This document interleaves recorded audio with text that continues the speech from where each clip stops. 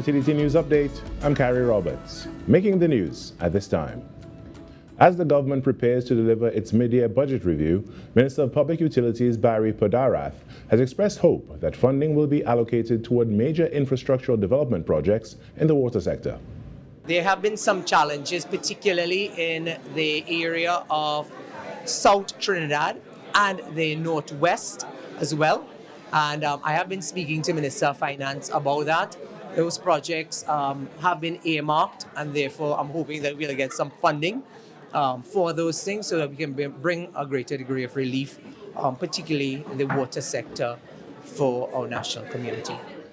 In other news, armed criminality will be met with an immediate police response. This firm statement from Police Commissioner Alistair Guevara, as two recent violent home invasions resulted in 2 police-involved shootings and 1 fatality, come under investigation. Fortunately, as we speak, the police are on the scene of a home invasion in the Central Division, where another fatality occurred. So the TTPS is again urging communities to remain vigilant and to report suspicious activity without delay. There have been 2 police-involved shootings linked to home invasions in the matter of hours, 24 hours. The police commissioner issued a stern warning to criminals. This underscores for me the extreme danger posed by armed offenders who target people in their homes, whether occupied or unoccupied. And the TTPS will continue to respond swiftly, lawfully, and decisively to protect residents and citizens, to secure your neighborhoods and prevent violent criminals from gaining a foothold in our communities. In more news, the diplomatic framework between Trinidad and Tobago and Turkey, which allows a political consultation mechanism with the Republic of Turkey, has been established. On Thursday, Minister of Foreign and CARICOM Affairs Sean Sobers and Turkey's ambassador designate to Trinidad and Tobago, Ashe Selcan Shanla, signed a memorandum of understanding to formalize regular structured dialogue between their foreign ministries.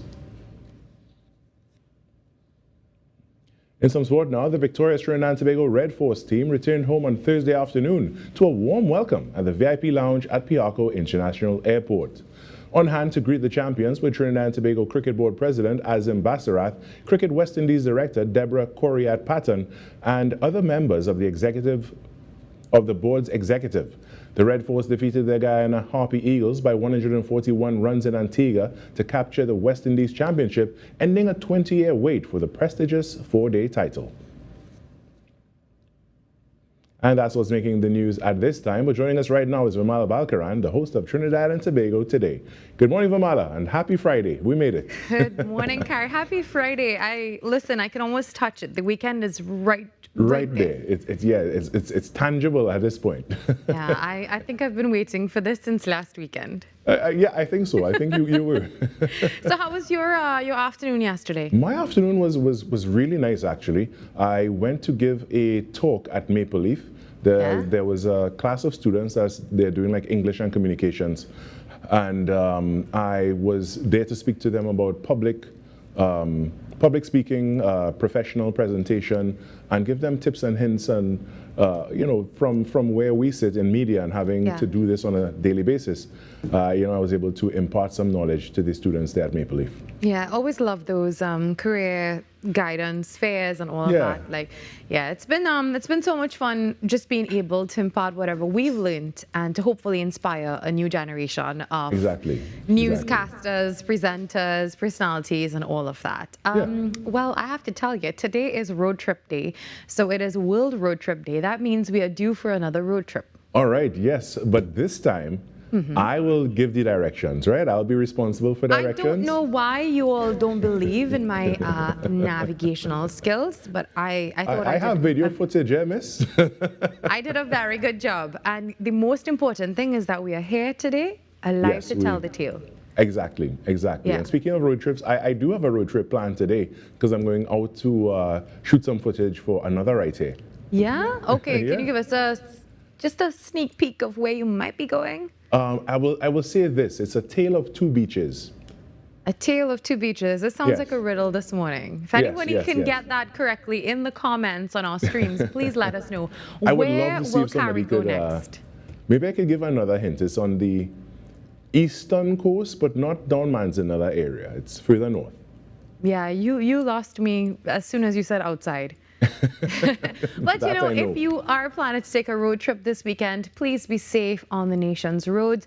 We're seeing way too many cases of accidents, just so many things happening on the road. A lot of carnage on the roads. And I think we saw that there may be a report of some sort of incident happening in the west this morning. So really not sure. As soon as we have any confirmation, we will let you know. But it seems that there may be some sort of disturbance on the road. So again, we really don't know if there's an accident. We will confirm that. And yeah, we just need to be very vigilant when we're on the roadways. Things are happening in split seconds. And, Yeah. We can't be distracted with things like our phones when we're operating a vehicle. We can't be distracted with anything else that would take our attention off the road, because aside from you have to drive for the other drivers and pedestrians and cyclists on the road as well, because again, things could happen so fast when you're in this big hunk of metal going at 80 kilometers an hour. Yeah, and that just brings me to underscore something that we spoke about this week before we wrap up, Carrie. Mental health can really be compromised, especially during a period of really bad news. So apart from the road traffic accidents, there's also, all the other news like the school violence, that's right. the search for missing baby Angela. Lots of things are happening on the news, and we understand that it can be a little bit overwhelming. So hopefully this weekend you can reset, recharge, stay plugged. We will keep you updated on TTT Live Online. And in some cases, disconnect. Yeah, just take a moment for yourself, take a deep breath and consume some positive content, and, then go back to life as usual. Yeah, like you could watch right here this evening in the news at 7. I actually think that will be a splendid idea. Well, thank you, Carrie. We have a very packed show as usual. It is Friday, and that means we get to link up with the next 99.1 FM. Awesome. Looking forward to it. All right, Carrie, talk soon. All right. Thank you so much, Virmala. Bye-bye. When we come back, the Trinidad and Tobago Today morning show gets going right after this break. Your stories, your communities, your country. TTT News is everywhere, on the ground, across Trinidad and Tobago, and on every smart device. TTT News, nightly at 7. TTT News, committed, accurate, relevant. I'm Renee Sion with another edition of Caribbean Week in Review.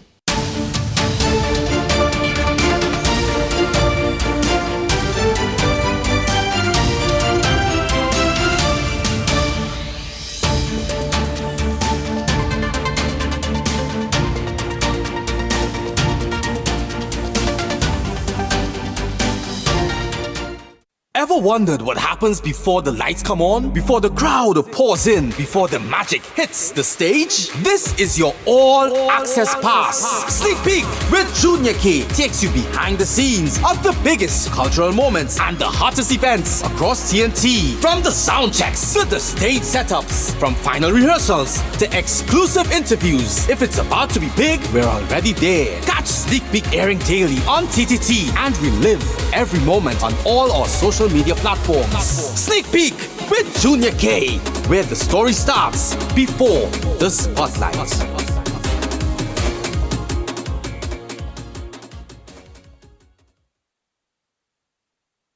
क्या कर रही हो? माया देवी के बारे में सोच रही हूँ. मैं भी.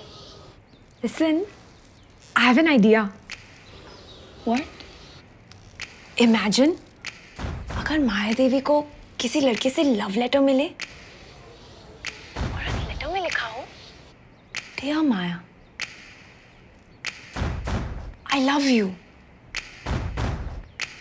मैं तुम्हें बहुत चाहता था, लेकिन तुम्हारे अंकल ने मुझे भगा दिया. Or something like that. किस लड़के का? कोई भी इमेजिनरी लड़का यार. उसे नाम भी दे देंगे और उसके तरफ से लेटर्स लिखेंगे.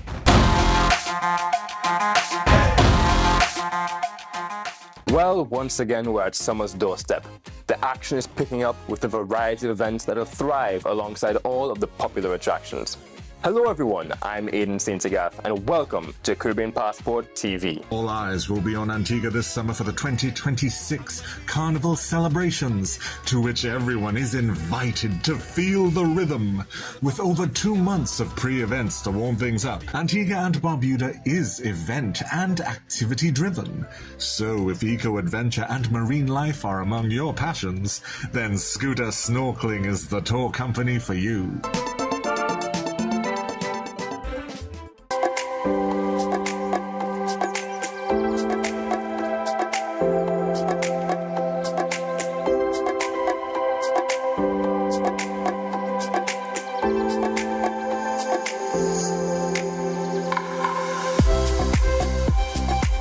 Friday, 22nd May 2026. The time now, it is 6:11 a.m. Good morning, Trinidad and Tobago and the world. I'm Virmala Balkaran and welcome to Trinidad and Tobago Today. Let's take a look now at what's trending this morning. Well, as you heard in the news, the latest development in the killing of Joshua Samaru is that police have now issued warrants for Akaya Sealy of Bamboo Settlement number 1 Valsey. Now, this show was new when this incident happened, but many of you would remember that it sparked major public attention, and we covered the developments extensively here on Trinidad and Tobago Today.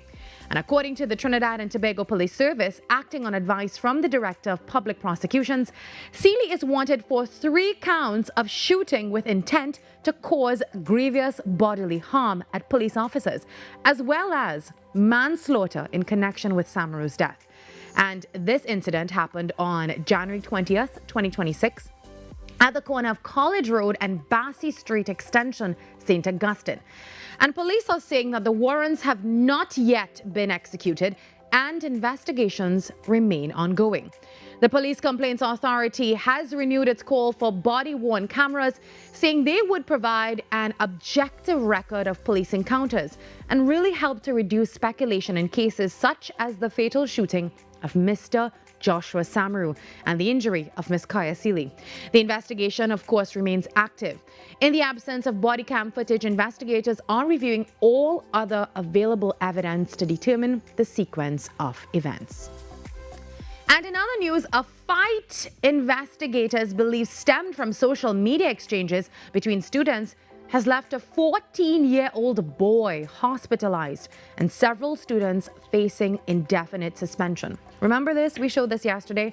Now, according to the TTPS, this violent altercation happened on Wednesday afternoon in Chaguanas and was later circulated on social media. Police say 3 students were involved, including one who was allegedly seen kicking the victim in his head while he was on the ground. The victim, a student of another Central Bay secondary school, was later transferred to the Eric Williams Medical Sciences Complex, where he was treated and later discharged. The TTPS says investigations are ongoing while the students involved are expected to face extended indefinite suspension pending further inquiries. And police investigations into the disappearance of 2-year-old Angelo Tobias Plaza have intensified, with Commissioner of Police Alistair Guevara confirming that multiple units remain actively engaged in this case. And at a media briefing, the top cop also dismissed reports circulating on social media about a confession from a close male relative, saying it did not come from the Trinidad and Tobago Police Service. He also stressed that this matter is still under investigation. He said, at this point in time, it would not be prudent for the police to be giving any information. That report you got of a confession did not come from the police. Now, searches and evidence gathering continue in Goodwood, Tobago, as investigators pursue critical leads in this case, which has mobilized multiple specialized units and volunteers. Police are again urging the public to avoid speculation and allow the investigation to take its course. Yesterday, we spoke with the president of the Goodwood Village Council, where he gave us an update. That's Mr. Brent Smith, I believe, and he gave us a little update about the mood on the ground there. Remember, you can see that at TTT Live Online. Now it's finally Friday, and we really hope that you had a great week. We know it's been a rough one, especially with all of the heavy news. But we're here to remind you this morning that it's okay to feel overwhelmed by all of it. We feel that way sometimes. So please take a breath, take a break, and just get through today. And hopefully you can have a relaxing weekend ahead. And we'll keep working on bringing you all the news that matter via TTT Live Online. Now, coming up inside the show, DCP Benjamin joins us to discuss this issue of school violence, which continues to plague our communities. We'll talk more about that after the break, so grab your cup of coffee and settle in. Trinidad and Tobago Today has begun.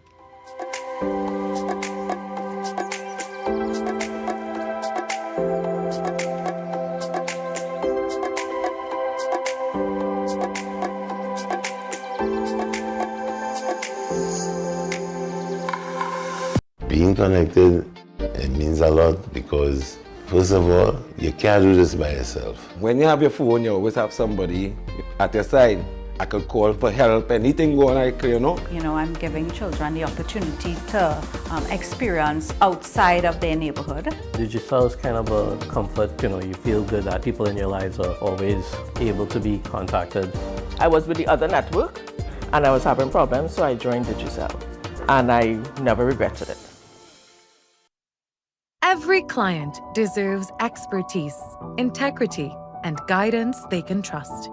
At Camino Realty International, we deliver integrated real estate solutions, sales, rentals, property management, and project development. Driven by excellence, transparency, and innovation, we protect value, create opportunity, and build lasting success. Because real estate isn't just about buildings. For more information on our services, log on to CaminoRealty.com or follow us on social media at Camino Realty TT. Camino Realty International, elevating lives one property at a time. What if possibility was only the beginning? Welcome to Limitless, a journey where ideas become action and action becomes impact. From breaking barriers and challenging misconceptions to designing with dignity and driving innovation with heart.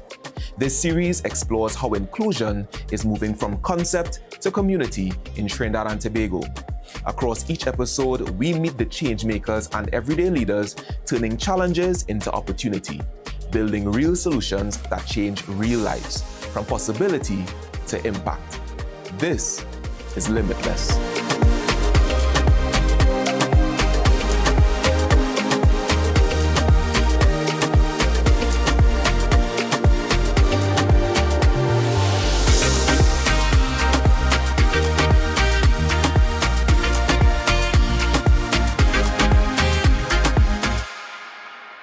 Unleash your imagination with TTT's terrific Toon Time.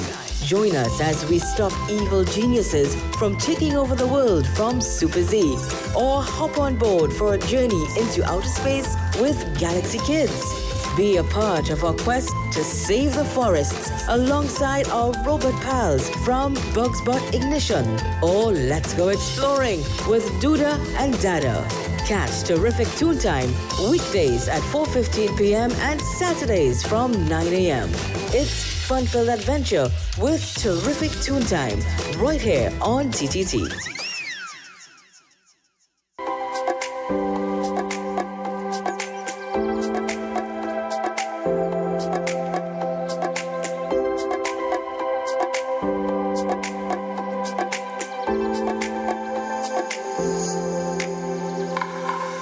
A violent altercation involving students captured in a viral video circulating yesterday has once again brought the issue of school violence sharply into the national spotlight. Incidents involving fights, assaults, and disruptive behavior among students continue to raise concern among parents, teachers, and the wider public about safety within the school environment and the increasing level of violence among young people. Now, the Trinidad and Tobago Police Service has been involved in efforts aimed at addressing violence in schools through its school-oriented policing program. Joining us this morning to discuss this issue is Deputy Commissioner of Police, Junior Benjamin. DCP Benjamin, good morning and thank you for joining us. A pleasant morning to you and to all your listening audience. I hope you're having a wonderful day. Thank you. Now, DCP Benjamin, firstly, how is the boy? Can you give us an update on his condition?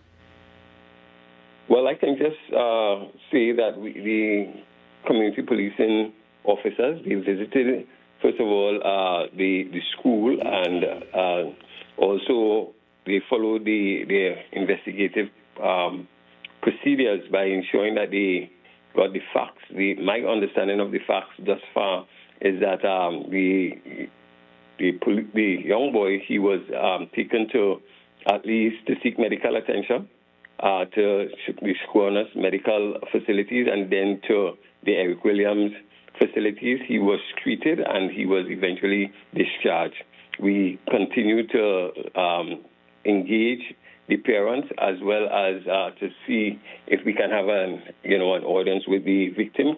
Yesterday morning when we checked, he was not at the location, but we continue to investigate and to see if we can get some more updates.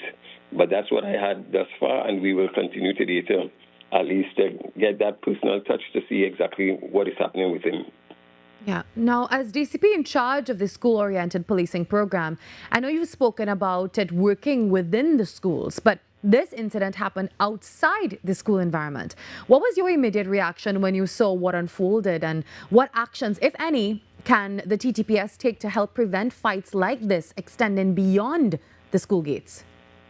Yeah, let me just say, when I saw it, I was really, first of all, very deeply concerned for the young man, and also at the same time very disappointed, because I think that we're really trying to get into the schools to reduce the level of violence. However, what we're seeing is that it is moving from the school into the streets, and we continue to really see what could be done. For me, there is a bigger question. One is that the fact that what we're seeing involves much more than just law enforcement having a part to play. I think we need to have our parents, educators, and also, religious leaders and community leaders also join part and parcel of the process to ensure that we really seek to train our children and to, help bring that psychosocial change within, because the heart of the problem, I think, is a problem of the heart. Now, I know that police also visited the school yesterday. Can you tell us what consequences are the students facing, or how many students were actually involved in this? Well, to date, I can say we probably have about 3 or 4 persons that we're looking at. We visited the school, again, seeking to, really understand what has happened and what are the measures that are being put in place. I am quite aware that under the Ministry of Education, there is that the National School of Conduct, the National Code of Conduct that was given out by the minister recently, that was updated, and I'm certain that that will be followed in terms of guiding principles as to how to deal with things of this nature. But in terms of criminal matters, we are going to investigate the matter. We are taking a zero tolerance in this type of behavior. Nevertheless, we have to be very careful with the information that we put out there, seeing that we deal with minors. But we are certainly going to look into this matter, and we're going to really leave no stone unturned as we really try to build a greater level of discipline among our students. Now, DCP, with the video that we are currently seeing on the screen also appears to show an adult taking money from the child when this incident happened. Do we have any update on the investigations into that aspect? Yeah, I also recognize that as well, and certainly I'm constantly being updated by the senior superintendent in charge of the Central Division, Senior Superintendent Bagwandine. So we are looking at all these incidents that occur around this whole video, and certainly once we are able to identify the individual, we will deal with that accordingly. Yeah, and along with that, you also obviously noticed the driver nearly running over the child. Would you be able to tell us if the investigators are treating this as intentional or accidental at this stage? Yes, certainly. We would have to interview the driver, but I think that in all fairness to the driver, there was a lot of horn blowing and so forth, and I'm not so sure that the driver would have been aware of what is happening, because you will recognize, even when he or she was asked to stop, they stopped even after they picked up the child, did not move, because they were shocked. So again, I wouldn't want to read into the matter, but certainly we are going to investigate it. But we are not going to jump to conclusions. We're going to let the facts and the investigation speak for itself, and then we will treat it accordingly based on the rule of law. Yeah. Now, reports are suggesting that a social media feud may have triggered this incident. So this morning, one message do you have for parents about monitoring their children's online activity? Well, I think that is probably one of the most important things that we have to look at. I think that parents need to understand that they have a responsibility to really look at what their children are going, what they're looking at online. I think that there must be some greater level of monitoring in terms of the things that they post. They need to understand that whatever is written, whether threat, whether bullying, whatever is put there, can have serious consequences.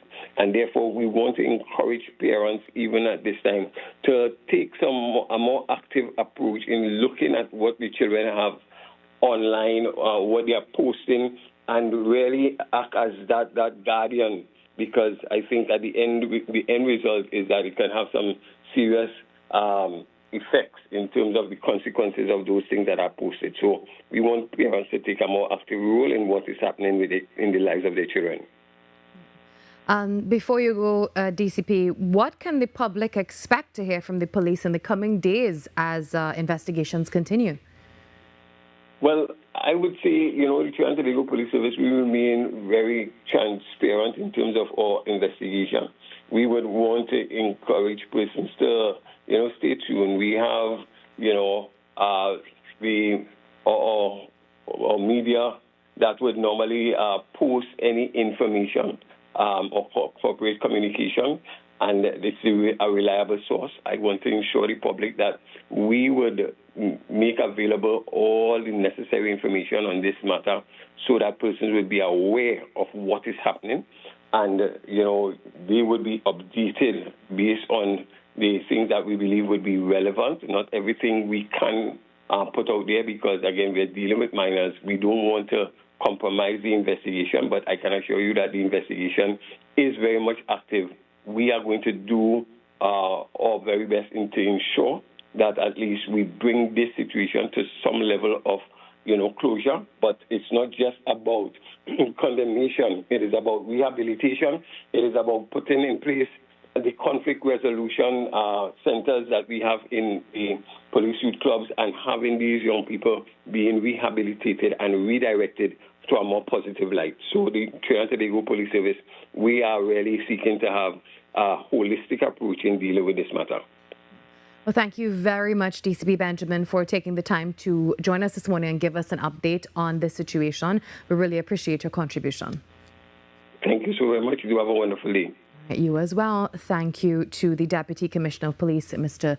Junior Benjamin. Remember, 3 students are facing indefinite suspension after this fight that we saw viral yesterday on social media. And it was captured on video and circulated on social media between, I believe, yesterday morning and today.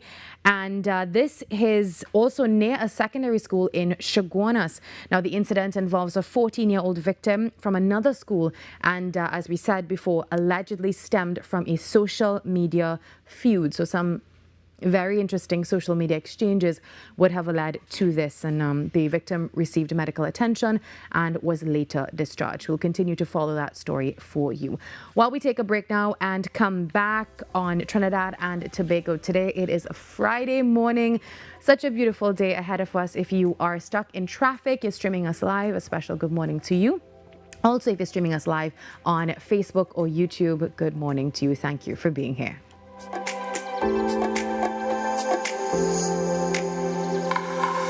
Being connected, it means a lot because First of all, you can't do this by yourself. When you have your phone, you always have somebody at your side. I could call for help, anything going on, you know. You know, I'm giving children the opportunity to experience outside of their neighborhood. Digicel is kind of a comfort, you know, you feel good that people in your lives are always able to be contacted. I was with the other network and I was having problems, so I joined Digicel. And I never regretted it.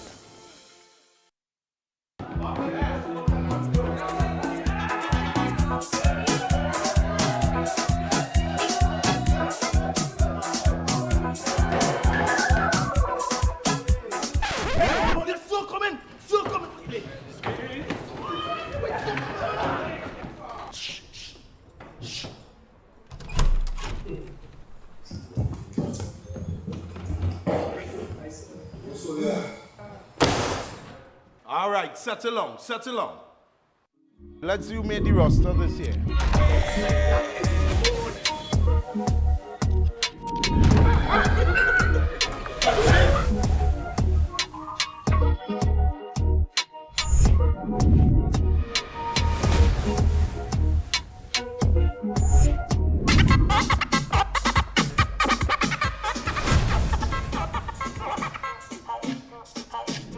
Excuse me, sir.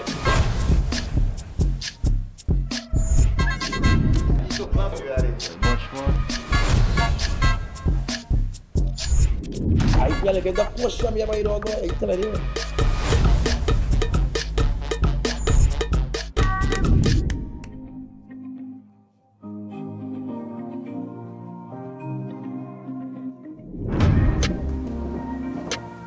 Mr. Hoyt, Yes, Principal. are these the new students? Yes. The best of the best.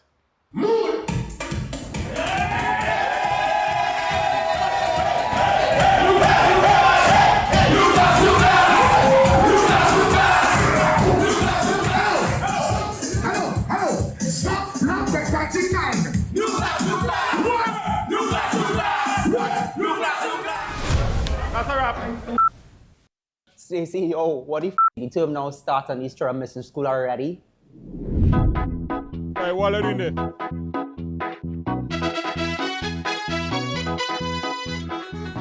Introducing the new class of Next 99.1 FM.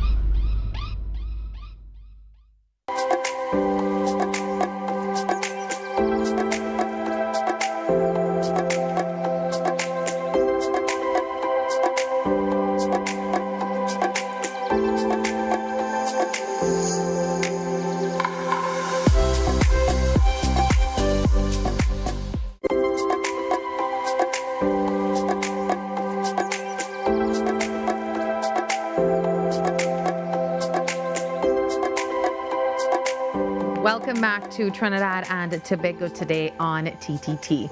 Now, for over 20 years, Medina House provided shelter, protection and support for women and children affected by domestic violence in Trinidad and Tobago, assisting more than 1,200 families before closing in 2019 due to financial challenges.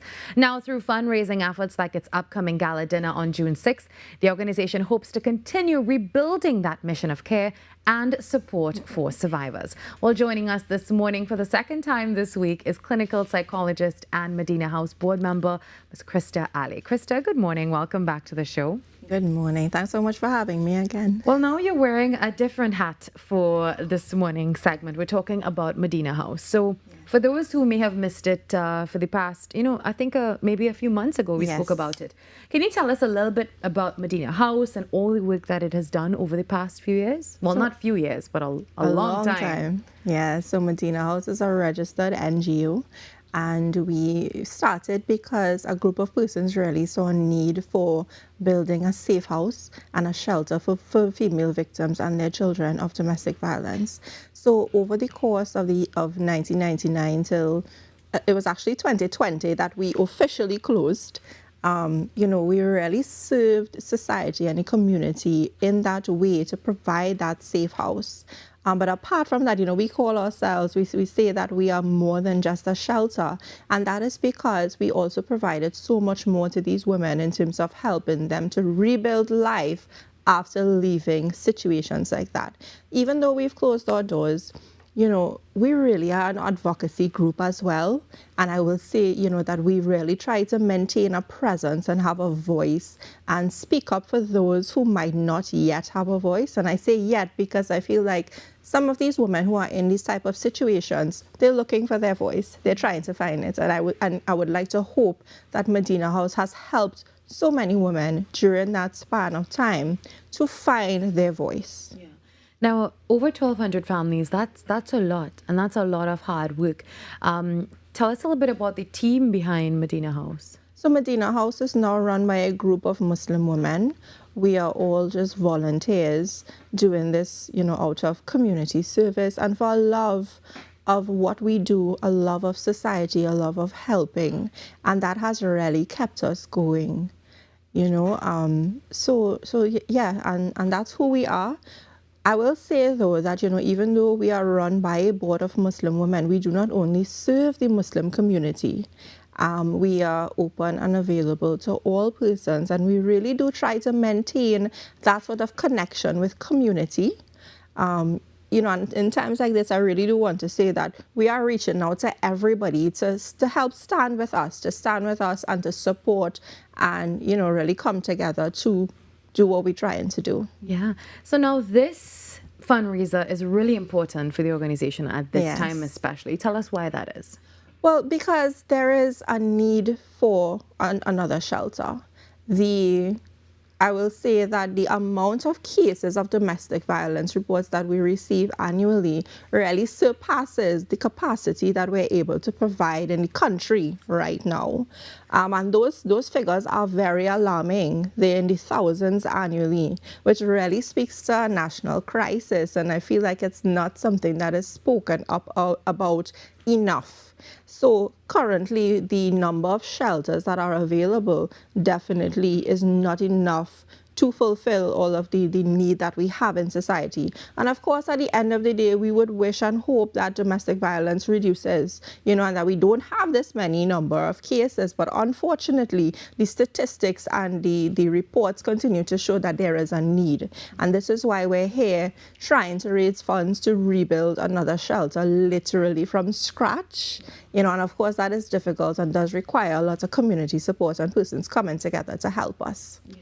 So now, as a psychologist, what are some of the lasting emotional effects that abuse can have on women and children? So it's very vast, but, you know, exposure or experience in domestic violence is something that can have such a broad and long-lasting effects. We really do see a lot of mental health and mental illness concerns in that population. The most common ones would be post-traumatic stress disorder, I think, obviously, where, you know, they really experience something that is absolutely traumatic. And then the symptoms that they would experience really shows that, you know, something needs to be done. We also see a lot of anxiety. We see a lot of depression. In addition to that, we do see things like low self-esteem, low self-worth, consistent fear. And I think that is, you know, a major one that we need to talk about in terms of that these women live with such excessive fear. And think about that. Think about living in fear every day of your life. That's really, really difficult. So in children, now we have children who are exposed to domestic violence situations. In some cases, they too are abused, but in some cases, they're just seeing, and then they start thinking now that this is what reality looks like. You know, we see a lot of behavioral challenges and we see a lot of emotional disturbance in these children, and that has the capacity to affect their lifelong development, you know, and really shape how they interact with the world, how they see the world. You know, it's really something that is absolutely unfortunate. Now, what are some of the warning signs that someone may be experiencing domestic violence? Yeah, so, you know, when we think about victims, we think about somebody that looks a particular way, right? And in some cases with domestic violence, it's very obvious. You know, there's bruises on persons' bodies that they can't explain, and it happens very frequently. You know, when you try asking them about it, they're very kind of skittish. You know, they don't want to talk about it, or they make up some kind of excuse that probably doesn't seem very plausible. You know, and that is how you can spot a victim who is being physically abused. But domestic violence and intimate partner violence really spans a gamut of situations where it's not that easy to spot sometimes, because we have things like financial abuse, we have psychological abuse, yeah, and those might be a little bit more difficult. But in those persons, we tend to see a lot of isolation, because that is one of the main strategies that abusers use as a tool over the victim. So they start missing out on events, they're canceling plans very frequently. You might notice that their partner is very controlling. And I will say sometimes these things do bleed out into public situations, and we're able to actually see it. You know, so it's a matter of paying attention to this person, how they interact, if there are personality changes as well, because all of the psychological symptoms I was talking about, that would affect your personality and how you interact with others. It shapes really every part of you. So those are the type of changes that we look out for. So sometimes these things happen simply behind closed doors, where it's a little bit more difficult to see it. And these are the warning signs we would look out for, where they're becoming increasingly isolated, and just a lot of changes that raises your red flag. And we have to ask some more questions with these persons to find out what might be happening, because I will tell you that there is so much shame that is attached to this type of situation, and we really need to be mindful of that. Yeah. As we spoke about earlier this week with another topic with children, but it goes as the same.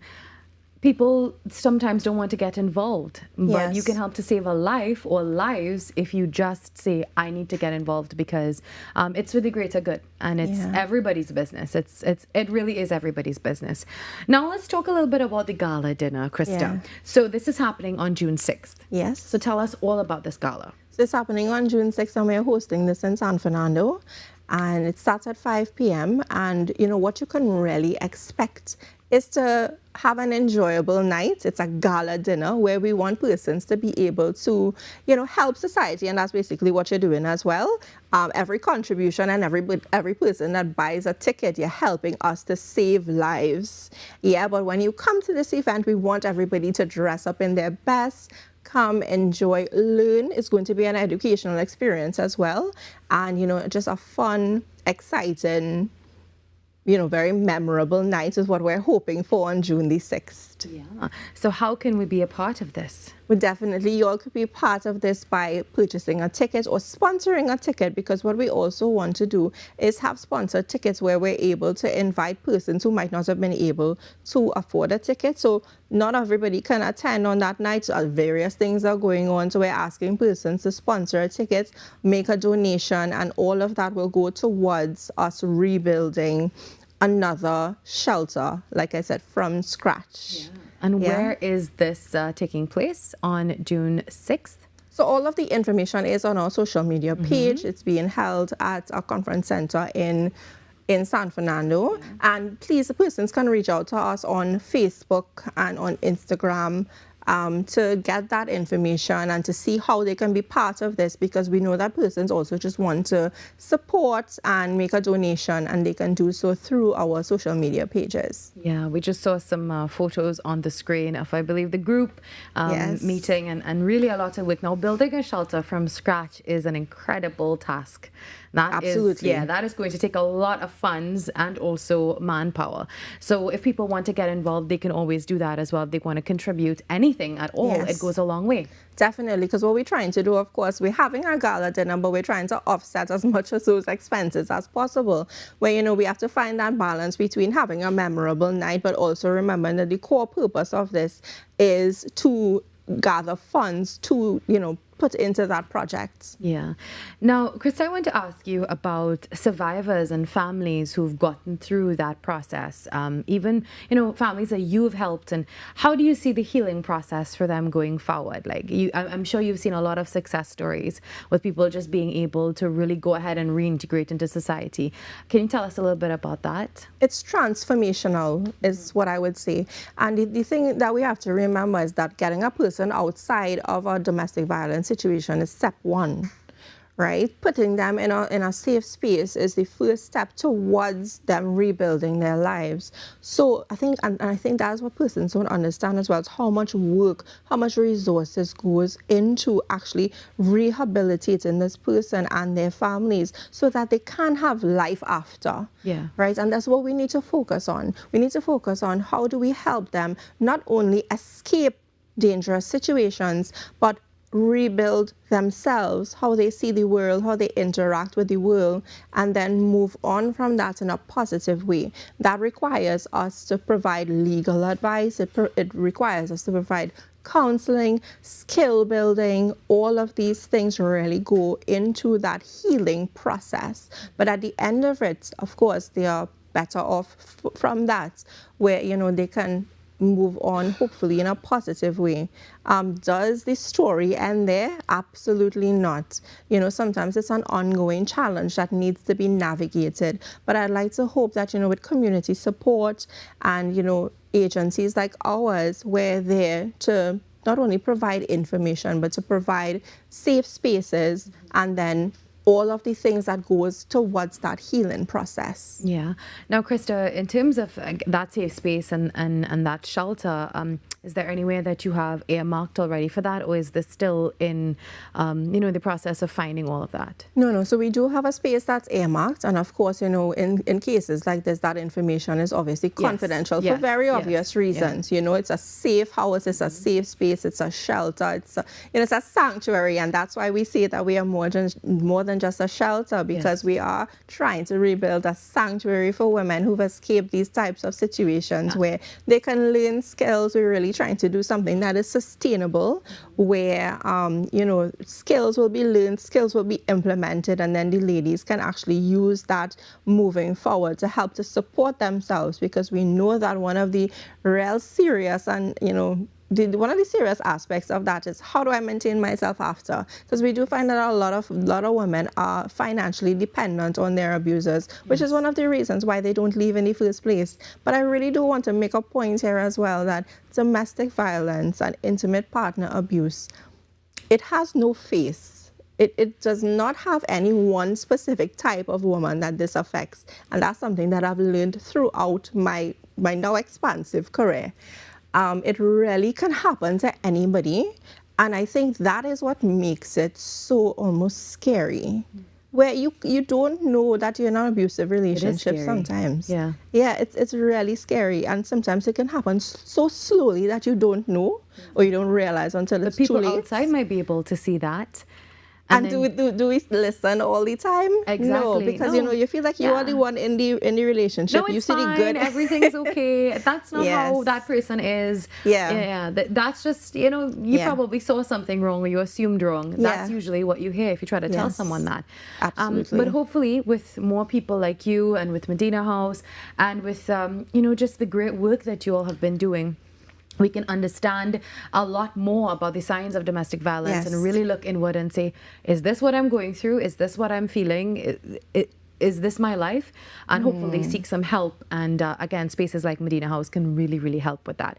So, Krista, we really hope that a lot more assistance will come your way.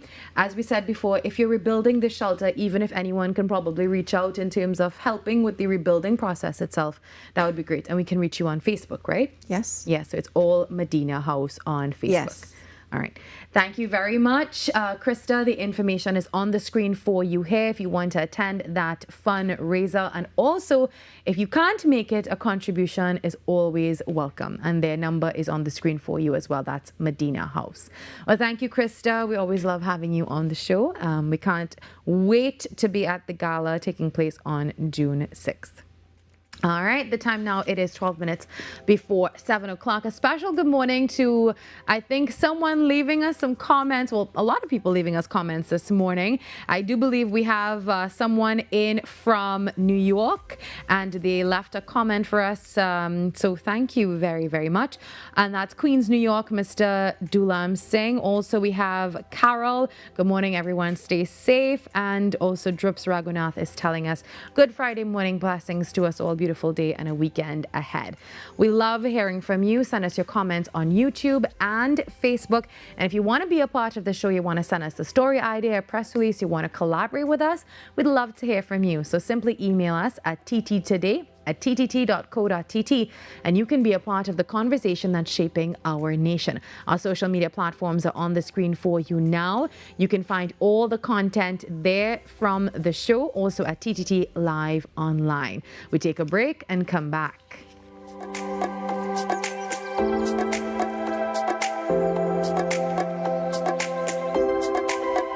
Every client deserves expertise, integrity, and guidance they can trust.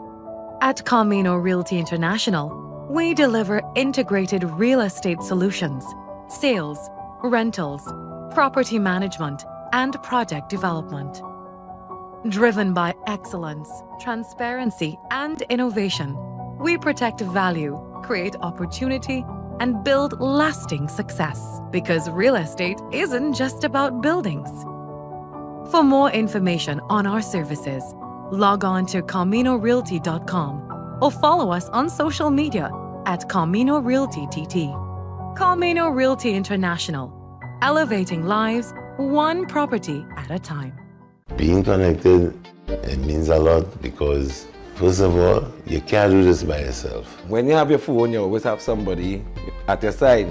I could call for help, anything going on, you know. You know, I'm giving children the opportunity to experience outside of their neighborhood. Digital is kind of a comfort, you feel good that people in your lives are always able to be contacted. I was with the other network and I was having problems, so I joined Digicel and I never regretted it. सबको मालूम है जहांगीर की रखेल है हमारी बाप की उम्र का होगा कम से कम बाप है वो इस घर में मैं बच्चों की तरह पला हूँ समझी घर में तो कुत्ते भी पाले जाते हैं मियाँ गुड्डू के पीछे जीभ लटकाए यूं पोंछ हिलाते नहीं देख सकते हम तुम्हें किसी एक को मानना होगा तुम्हें हम या Jahangir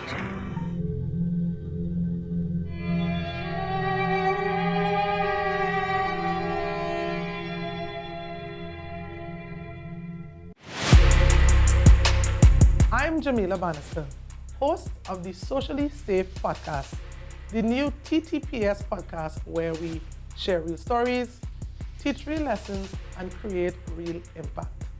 From online safety and youth crime to community policing and personal responsibility, we go beyond the headlines and talk about what's happening in our communities with the officers and experts who are on the front lines. Because safety starts with awareness, conversation, and action. Tune in to the Socially Safe podcast on the TTPS YouTube channel, listen on Apple Podcasts and on Spotify. Don't miss it. Watch on TTT, Mondays 6 p.m., Tuesdays 1:10 p.m.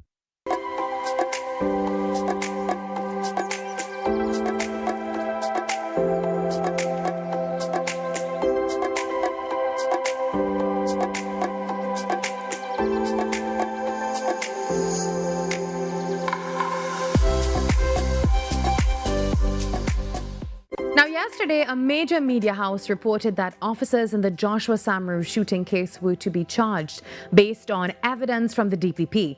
Instead, the police said Kaya Seeley is wanted in connection with this matter.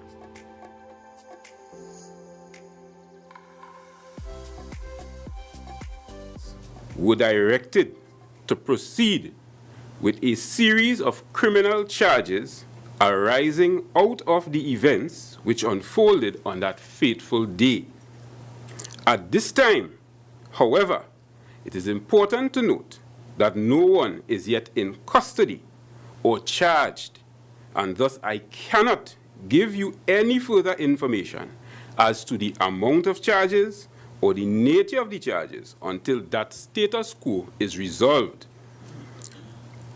At this time, investigators have been directed accordingly to resolve that status quo. and I am currently awaiting feedback before I can update you further. Well, police are also warning armed offenders following a series of home invasion incidents in the Central Division, including one that was active at the time of the briefing. Authorities say recent police-involved shootings linked to these invasions highlight the risks faced during such encounters, stressing that officers will respond swiftly and within the law when necessary. The public is being urged to report suspicious activity immediately as investigations and patrols continue. Well, an unusual scene unfolded at Maracas Bay this morning after a giant leatherback turtle somehow ended up inside the popular Uncle Sam's restaurant. Well, president of the Las Cuevas Eco-Friendly Association says the turtle may have become disoriented by bright white lights in the area. Members of the community quickly stepped in to help. Officers from the Maracas Bay Police Station temporarily blocked the roadway while workers from Uncle Sam's carefully guided the turtle back onto the sand, where it eventually made its way into the sea. Leatherback turtles are occasionally spotted along the Maracas Bay coastline. Well, in cases like that, if you see something, please make the necessary report so that these beautiful creatures can get the help that they need. Well, just about 5 minutes to go before the top of the hour. Hope you're having a wonderful morning. And are you into smart glasses? Are you one of those people who really you just want to have recorded footage of everything everywhere you go? Well, now there are growing concerns over smart glasses, and this comes about the Meta's Ray-Ban AI glasses. So if you're thinking about that, think about people's privacy as well. So that's also an issue. I never even thought about that. I'm actually not a fan of those glasses, and I don't know if I want to record everything as I go. Well, we have the major network news coming up at the top of the hour. Carrie has that for you. Then we come back inside the next hour, hour number 2 of Trinidad and Tobago Today.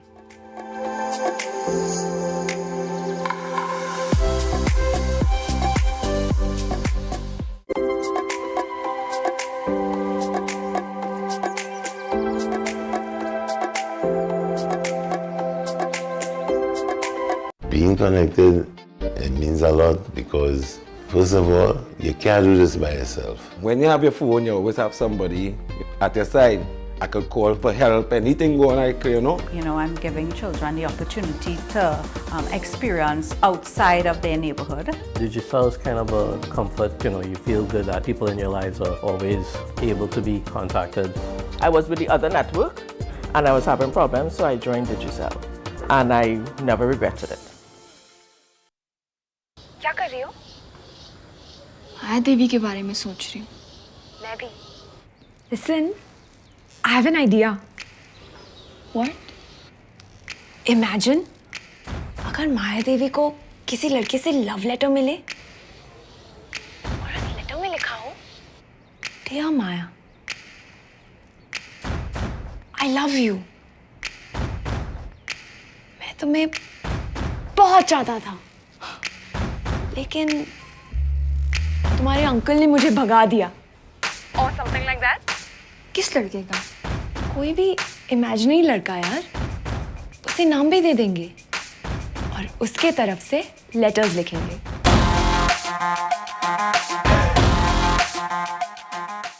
Ever wondered what happens before the lights come on? Before the crowd pours in? Before the magic hits the stage? This is your all-access pass. Sneak Peek with Junior K takes you behind the scenes of the biggest cultural moments and the hottest events across TNT. From the sound checks to the stage setups, from final rehearsals to exclusive interviews. If it's about to be big, we're already there. Catch Sneak Peek airing daily on TTT and relive every moment on all our social media platforms. Sneak Peek with Junior K, where the story starts before the spotlight.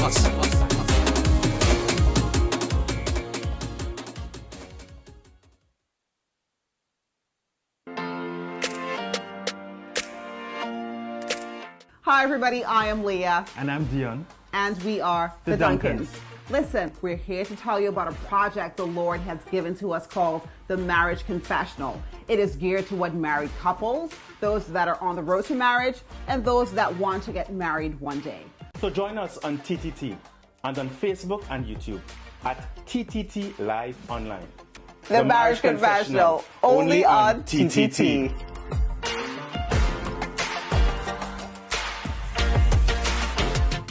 More news, more access, more ways to stay informed.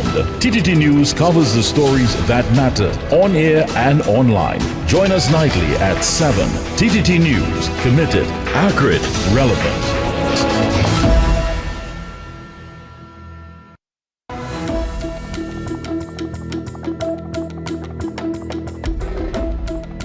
Good morning. This is your TTT News Update. I'm Carrie Roberts.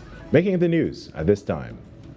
Commissioner of Police Alistair Guevara has ordered a comprehensive audit of all idle serviceable firearms in the Trinidad and Tobago Police Service Armory. The Commissioner gave an update on the status of that audit on Thursday. In terms of the firearm audit, it's a very large-scale project.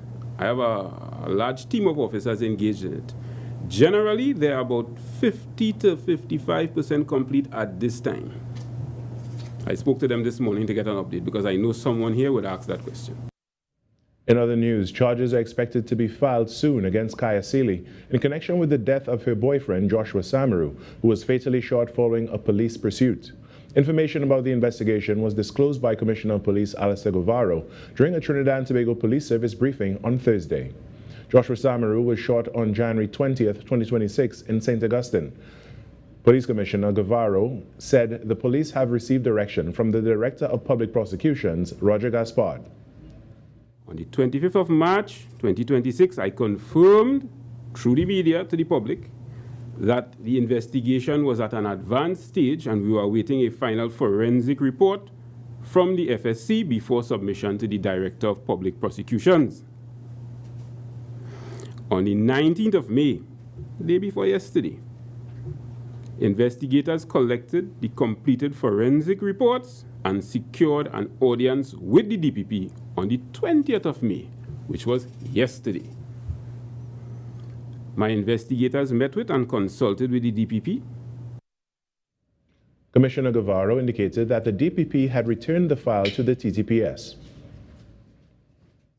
Were directed to proceed with a series of criminal charges arising out of the events which unfolded on that fateful day. At this time, however, it is important to note that no one is yet in custody or charged, and thus I cannot give you any further information as to the amount of charges or the nature of the charges until that status quo is resolved. He added that he has instructed investigators to proceed with the investigation. Security camera footage of the incident showed Mr. Samaru with his hands up, surrendering to police before he was shot by members of the Trinidad and Tobago Police Service. Trinidad and Tobago footballers Kevin Molino and Jovin Jones have confirmed via social media that they were among 6 people detained in a police anti-drug operation in central Trinidad. The pair were reportedly held by the Trinidad and Tobago Police Service during a house raid in Cunupia, where they found the group and a total of 250 grams of marijuana. Molino and Jones also clarified that they were released without being charged by the TTPS after fully cooperating with the authorities during the investigation. They asked that the public respect their privacy, and they thank those who supported them during the ordeal. Police say one person has been charged in connection with the raid for possession of marijuana. And that's what's making the news at this time. After the break, Virmala comes back with hour number 2 of Trinidad and Tobago Today.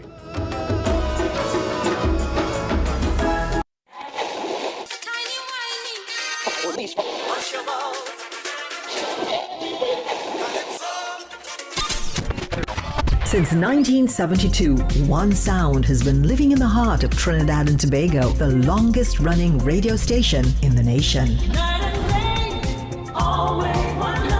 We're your holiday soundtrack, whether it's on your day off, long drives, or house lives. We are always sweet. This is music with meaning, music with memories. Music that feels like home. And it's not just the songs, it's the voices you trust, personalities you've grown with. Laughter that sounds familiar. This isn't just radio, it's tradition. It's memories. It's part of who we are. Sweet 100.1 FM, the rhythm of our identity, part of your family. Always 100, got you on your way. Sweet 100. Every client deserves expertise, integrity, and guidance they can trust. At Camino Realty International, we deliver integrated real estate solutions, sales, rentals, property management, and project development. Driven by excellence, transparency, and innovation, we protect value, create opportunity, and build lasting success. Because real estate isn't just about buildings.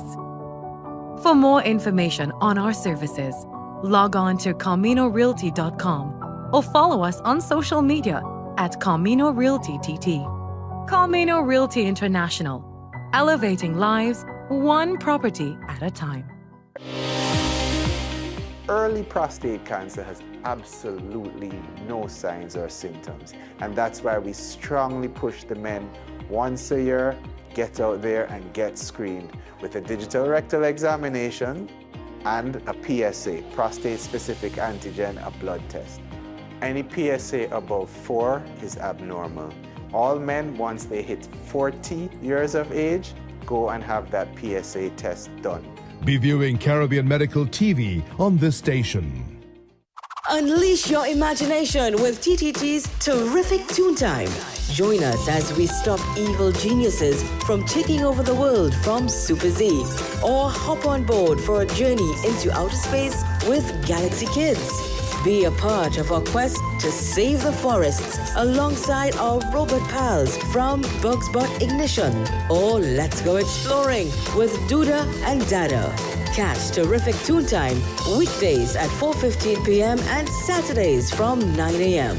It's fun-filled adventure with Terrific Toontime right here on TTT.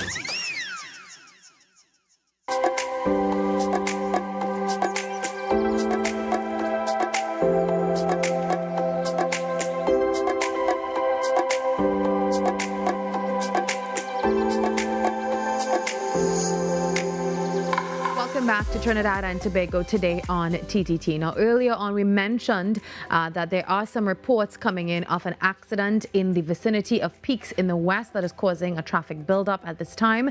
That has been confirmed, so please monitor the situation. If you have to leave a little bit early, maybe you can do that, but be mindful of that traffic buildup. This morning, we'll bring you all the information as it comes to hand, as usual. Well, continuing with the show this morning, the Emancipation Support Committee of Trinidad and Tobago, in collaboration with the Ministry of Culture and Community Development, is preparing for Ifa Africa 2026, a production that blends fashion, performance, and cultural storytelling in a powerful celebration of African identity and expression. Directed and renowned by renowned creative visionary Richard Young, this year's presentation carries the theme of Flair for Freedom, a fashion odyssey. Well, he's joining us this morning, the creative director and producer of this, Mr. Richard Young, and of course his guest as well to tell us all about this is Miss Zakia. And thank you for being here. Good morning. Morning. It's always good to have you here. You both look lovely this morning. Thank you. Now, for viewers hearing about Ifa Africa for the first time, explain what this production is all about and what really makes this unique. Okay. So the Emancipation Support Committee, each year we host the annual Pan-African Festival, TT, commemorating emancipation, of which Ifa Africa is one of our, highlights. It's one of the key events of the festival, and it takes place right after the launch. It's the first event after the launch. The festival launches every year around African Liberation Day, which is May 25th. So this year we are launching on Sunday coming. So we're having both a launch of the festival as a whole and also Ifa Africa, which is taking place on the 7th of June. Yes. Now, this year's theme, it is a flair for freedom fashion odyssey. So tell us about this, what inspired this concept? Well, every year, the Emancipation Support Committee has an overarching theme. They're showing some of the fashions there of the designers. And this year's theme is igniting African consciousness and dismantling colonial legacies. And I always kind of piggyback on that. So my own is about weaving African consciousness through style. And the flair, as in flair of a skirt and flair of a fire is what I use, and freedom is what we all going towards, which is sovereignty and selfhood and identity and authenticity. So that's what I use as the theme. Every year we have a fabulous theme that gives the show a certain new life, because last year we were conscious threads, we were Nubian Renaissance, we were folklore, we were Sankofa style. There was always some kind of underpinning that gives the storytelling a new value. So when you leave the show, it's not just, oh my God, this is fabulous fashion, but your mind, there's a psyche change, a psyche altering, as you know, a paradigm shift in how your understanding of what our costuming and style is.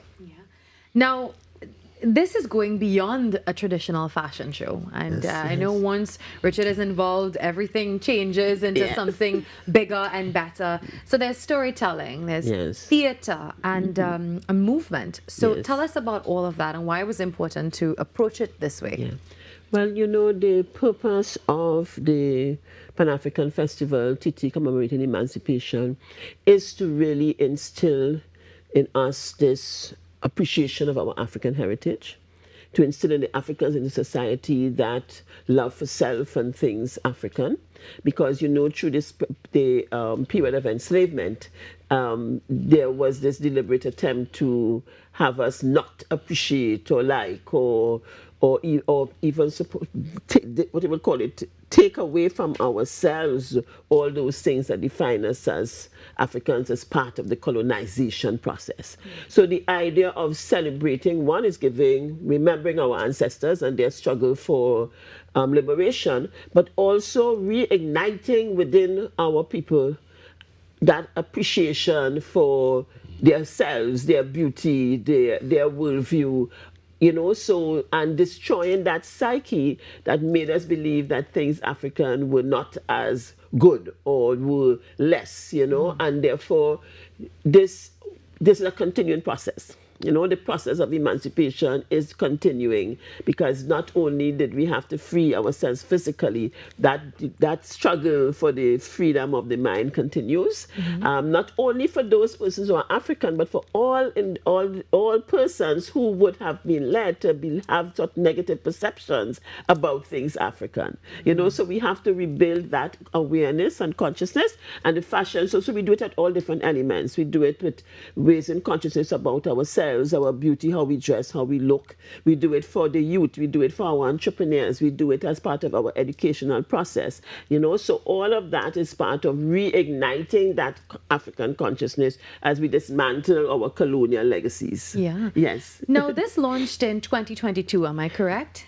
You mean the fashion show? Yeah. Oh, no. We've been doing, Ifa Africa, we took it. We have been doing the fashion show for a while. It was Kuru Africa before. But when Richard came on, we gave it a new name. We just went from Kuru Africa to Iwa Africa. So the evolution of this has been pretty amazing. Tell us about how it has grown creatively and culturally. Well, I think what has happened is that we made it something very immersive. So when you come, you're not really attending the show, you're participating in an experience. And so therefore, all of performance art is interspliced in the show. So it's not a concert of items. It's not like next on stage is a young lady going to sing a song. She would sing the song, but the song would also have the fashion being shown as she is singing. Drums would play, dances will go on wild. So it's all fused together, because it is really about a visual feast and really to pique your consciousness and the appreciation of self in our style here in the Caribbean, and our Afro-based style, basically. And we have a lot of designers attached to the show. There are about 20 designers. There are like over 75 models. There are performers like Vaughan at Bigford leading the thing this year. And it is really going to be more fascinating than ever, at least that's my intention. And playing on the flair for freedom, we're going to really, really make people feel a lot better about themselves. And as Zakia just said, it's not just in the African thing, it's all about post-colonial. Yes. So all people coming out of a colonial space have these negative perceptions of self, and we want to change that. And so that leads to another thing that I'm doing on Monday, Tuesday, and Wednesday, which is a talk shop.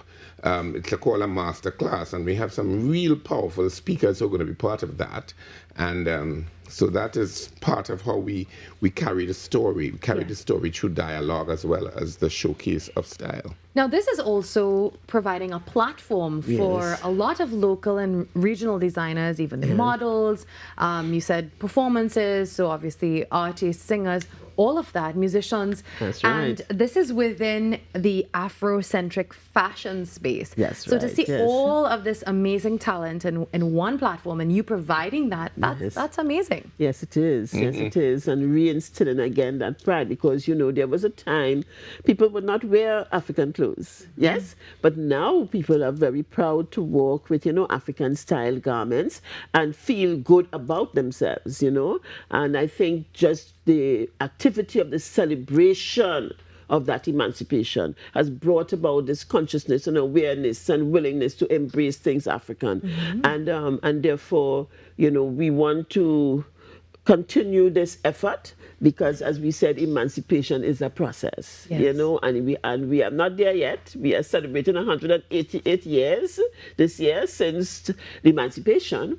But as you know, enslavement took place over a period of close to 400 years. So we're not yet way through the process of that liberating of ourselves and our minds and our systems, you know, because even within this space, you know, we have that need for that decolonization. Yes, but the way we name our streets, the monuments that we still pay homage to, you know, how we educate our children, how we, you know, how we perceive ourselves and how we govern, all of these things are part of that struggle for decolonization. As I said, it's not just for Africans, the society is for all of us. Absolutely. Now, what can we expect on June 7th at Queen's Hall? So from the prelude to the pavilion experience, tell us about this.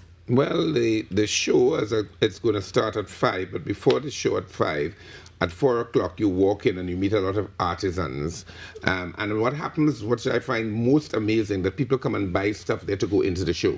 They get their heads tied, they buy accessories, they put it on, and they go into the show. They get ready for the show right before the show. Between 4 and 5, that's what happens. And at 5 to 7, basically, we have this wonderful show that is really entertaining and very spirited.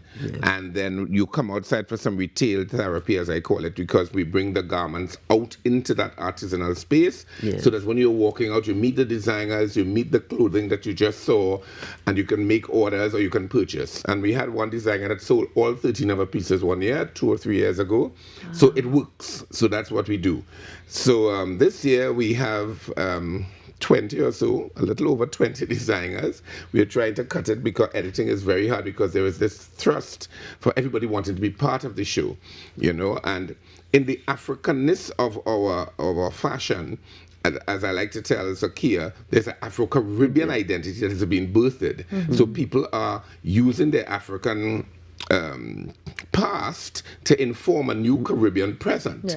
And so therefore it's a lot of textile design, a lot of surface treatment on textiles, so there is something new. So sometimes it doesn't just look like continental Africa, it looks like something that is birthed here, you know. And all over the world they're paying tribute to the fashions of the continent. Lagos Fashion Week is top of the line, almost surpassing what is in Europe. And South Africa and Ghana, their fashion weeks are fantastic. If you even look into them, a lot of the designers are now going into to do their presentations in Europe. So it is really about craft, you know, and that is what I think the African ethos is in fashion and costuming. There's a craft, there's a way that they do buttons and they do notions and they do the silhouettes with details. It's fascinating that out of those 20 people, nobody is really repeating. You get hand-painted stuff, you get collage art, you get lino block art, you get all sorts of things, silk, hand-painted silk, you get tie-dyes, so it's a wide range of how we treat the textile and the fabric and how we create silhouettes that make you feel proud of being Afrocentric in your presentation. Well, before we wrap up, Ms. Zakia, what would you tell the public this morning about supporting and attending Iwa Africa? Oh, well, one, we want them to come on Sunday, where we would have the launch of the festival, but also a really spectacular launch of Iwa Africa as well. So we are inviting persons to come down to City Hall on Sunday at 4:30 if you want to experience the launch of Iwa Africa, and following that we go into the hall at 5 to do the full launch of the festival. We are at that event, we tell people what to expect for the festival, but we also commemorate African Liberation Day on that day. So we have messages from our diplomatic corps. We expect our Minister of Culture to be there to formally launch the opening of the festival.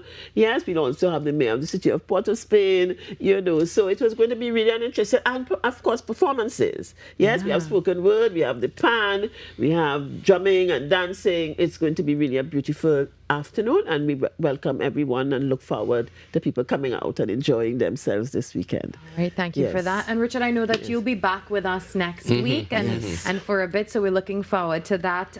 Give us a little hint about next week's conversation. Well, every week I want to bring a surprise, and just as in theatric sense, you must have that element of surprise. I don't want to give it away. When I reach here, something else is going to happen. Either I bring somebody, bring another guest, bring their one or two designers traveling in, their Ghanaian designers, their garments are also on the show. So there are a lot of surprise elements to the showcase that I will reveal incrementally over the period. Well, I guess because TTT is our partner in this. Yeah, so let me just say that. So I guess we just have to wait and see what Richard has in store for us. Well, thank you very much, Richard and Ms. Zakia, for being here. And we're looking forward to Iwa Africa 2026. So we hope you will attend. Absolutely. The designers, I am very interested. And I'm sitting here thinking, I need some pieces. So this would be the greatest opportunity to go and get all of these designers in one place and have this wholesome, holistic experience for Iwa Africa. All right, thank you very much, my lovely guest this morning. 7:21, that's the time in Sweet TNT. Remember, just another heads up for you, if you are in the West, you're heading there, maybe leaving there, there is an accident being reported in the vicinity of Peaks. So please, allocate that time in your schedule this morning for that traffic. We take another break, and when we come back, the show continues.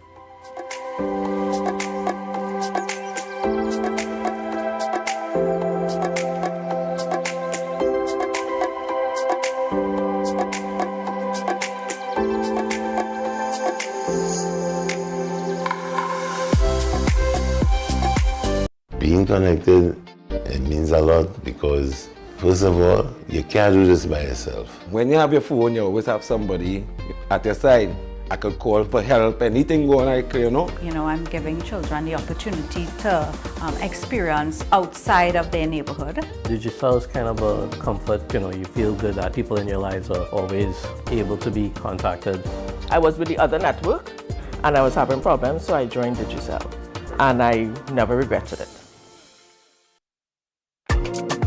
What if possibility was only the beginning?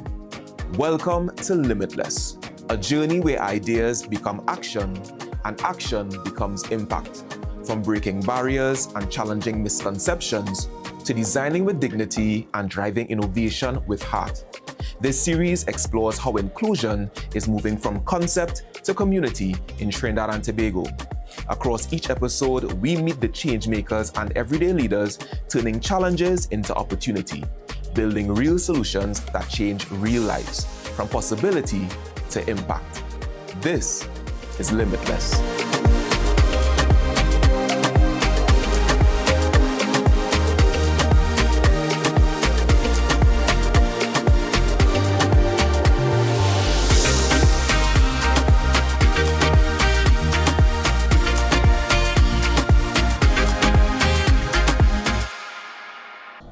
आप जो मेरे हाथ में देख रहे हैं, यह है बॉम्बे पुलिस की standard issue 9mm bullet shell. यहाँ पर एक नहीं, इस तरह की हजारों गोलियां बिखरी पड़ी हैं।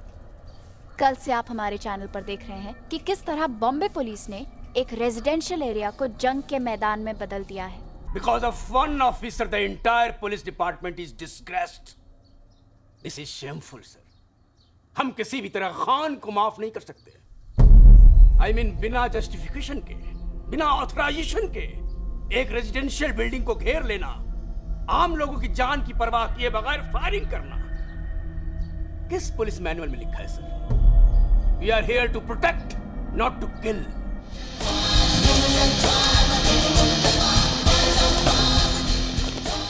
Well, once again, we're at summer's doorstep. The action is picking up with a variety of events that'll thrive alongside all of the popular attractions. Hello everyone, I'm Aidan St. Agath and welcome to Caribbean Passport TV. All eyes will be on Antigua this summer for the 2026 Carnival celebrations, to which everyone is invited to feel the rhythm. With over 2 months of pre-events to warm things up, Antigua and Barbuda is event and activity driven. So if eco-adventure and marine life are among your passions, then Scooter Snorkeling is the tour company for you.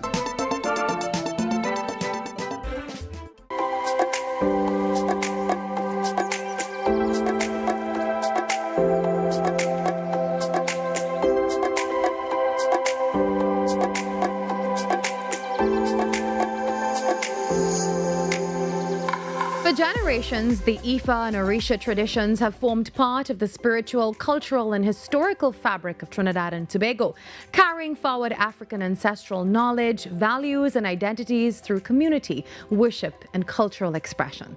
The Ifa Orisha Council of TNT is now preparing to host its conference. That's the Ifa Orisha Conference 2026, and that's coming up. And well, joining us this morning is Chief Shaka Alexander to tell us all about it. I should say good morning, Oaburu Aboye Aboshishe. Ogbata Asure Iworiofun. Thank you. Thank you for being here and sharing this this conference with us and a discussion about Isha, the Ifa Orisha. Now, tell us, for viewers who may not be familiar this morning, can you explain what the Ifa and Orisha traditions are and their significance in Trinidad and Tobago? Thank you. Ifa Orisha way of life in this country, it stems from our ancestors, based on our spirituality. African persons, most of our ancestors came here with their innate spirituality. That spirituality is the veneration, the respect for ancestors, those who were there before us. So the basis of Ifa Orisha spirituality is, number one, living in tune with nature, understanding that Olodumare is our supreme source, and Orisha are the energies or the intermediaries that Olodumare manifested to ensure that human beings are comfortable on earth, because Orisha manifests itself in the forces of nature, like the river, the earth, the sea, iron ore, wind. These things are embodiments of Orisha in the physical sense. There's also the spiritual aspect as well, but what we can feel and see is also part of the makeup of Orisha. Our ancestors came from different parts of Africa, but the Ifa Orisha way of life itself, it comes from the Yoruba people. So we say that Ifa is the foundation knowledge of where we learn about all Orisha. All of us would have heard about Orisha in the past, but where we find our documentation, our literature, and where we would know about the activities of these Orisha is within Ifa. So just as how different groups of people would have different books and sources to give history to their ancestors and their deities, Orisha people, we rely on scriptures called Ifa as a recollection of our spiritual data, on our ancestors, Orisha, etc. Now tell us about the conference now. What inspired all of this? Now, the conference itself was inspired to demystify misconceptions that surrounds our way of life, to also clear misrepresentation about Ifa and Orisha practice. Because we have seen in recent times on the social media, persons have been depicting our way of life in quite a negative way. So this conference itself, it is geared towards breaking those misconceptions and addressing stereotypes, and also to bring awareness that what our ancestors would have experienced during the colonial period, it severely disrupted the advancement of our way of life. So it is to bring awareness to ensure that everyone leaves that session with a greater understanding about Ifa and Orisha practice. Yeah. Now, Chief, it's very important to have the young people understand and preserve the culture and the traditions and all of that, for generations to come, so that they can continue to carry it on. So I know that's also a very big goal of the organization, to ensure that the younger generations are covered and they will continue to carry it on as well. Now, what can now we expect at this conference? And it's coming up on May 23rd, right? So that's so that is just tomorrow. Exactly. So how can we be a part of this? Is it an open conference? Who can attend? So this conference would be held tomorrow at the Desperados Pan Theatre, 8 to 10 George Street, Port of Spain. This conference is open to the public. The cost of entry is only 25 TT. We have about 13 powerful presenters. We have a keynote speaker. It's a day filled of activity. It's a day filled with knowledge sharing. It's a day that would amplify our understanding about Ifa Orisha practice. We have our keynote speaker. His name is Rolg Hibbons. We have Dr. Husan Sant-Iford. We have Ifa Shola, who would be there. We have Lady Atana, who would be there. We have Babalaje, Michael Cooper. We have Yeye Lorisha Allah, who would also be there. We have Yeye Agbomola, who would be there. We have Dr. Janik Bakat, Ennis, who would be there. I can't name all off of my head, but we have about 13 powerful presenters. We also have Ketus Ifa. It's a group who would be there. We have our brothers and sisters from Tobago. They would be flying in this evening to also be part of the National Ifa Conference. All right, Chief. Well, before we go, what would you say to our viewers this morning, encouraging them to attend this conference? I will say it's a dynamic forum where the presentations itself would forever etch in their memory what our practice is, because it will help us to reclaim our spirituality that was disrupted, and we are seeing the remnants of it today. So come, it's an experience, it's a great opportunity as well to take away pertinent information about self, because it is when we self-actualize, it is when we would become the best version of ourselves.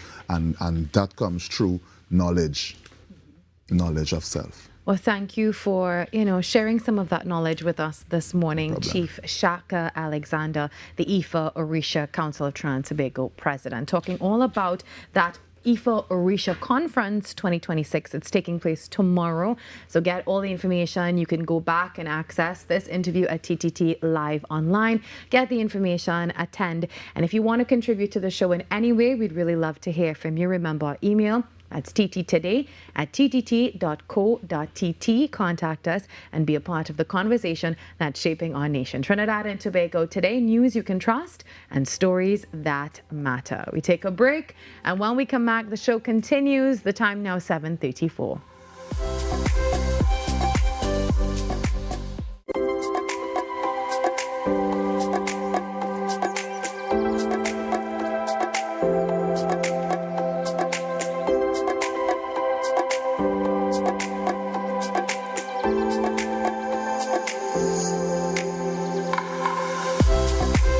Every client deserves expertise, integrity, and guidance they can trust.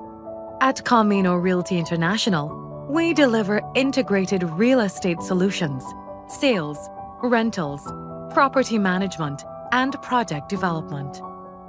Driven by excellence, transparency, and innovation, we protect value, create opportunity, and build lasting success. Because real estate isn't just about buildings. For more information on our services, log on to CaminoRealty.com or follow us on social media at Camino Realty TT. Camino Realty International, elevating lives one property at a time.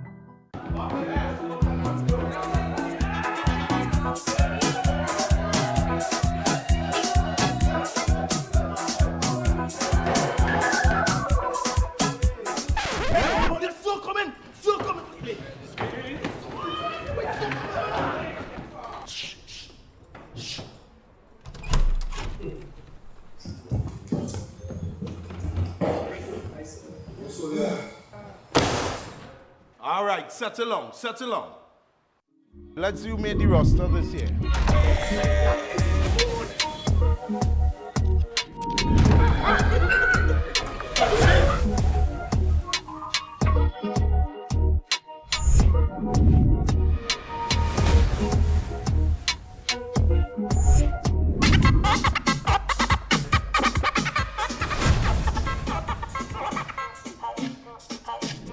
Excuse me, sir.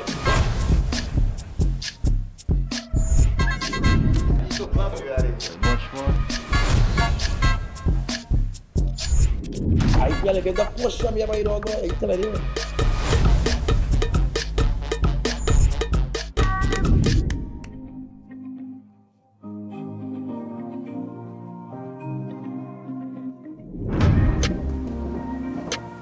Mr. Hoyt, Yes, Principal. are these the new students? Yes. The best of the best.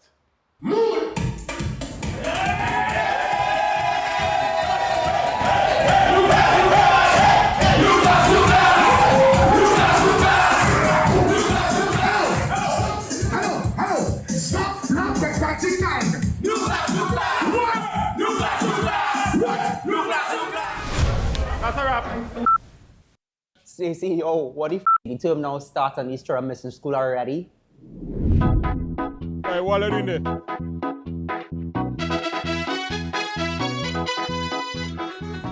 Introducing the new class of Next 99.1 FM.